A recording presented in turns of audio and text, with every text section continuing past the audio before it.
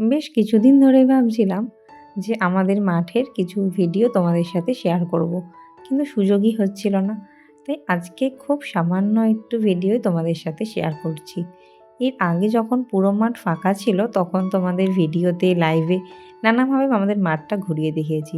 কিন্তু এখন যখন ফসল হতে শুরু করেছে, সর্ষে থেকে আলু, তাই ভাবলাম তোমাদের একটু ঘুরিয়ে দেখা যাক। ওদিকে মা এসছে মাঠে আর বাবা ওদিকে আলুতে জল দিচ্ছে।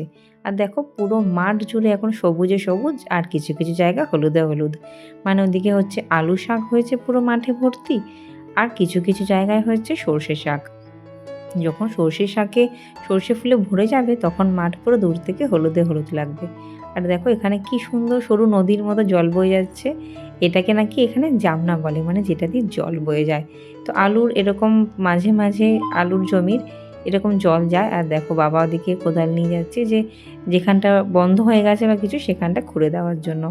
আর এত সুন্দর লাগছে, এর আগে এরকম দৃশ্য আমার প্রায় দেখাই হয়নি। তাই ভাবলাম আমি যখন দেখছি আর তোমাদের সাথে শেয়ার করব না সেটা হতে পারে।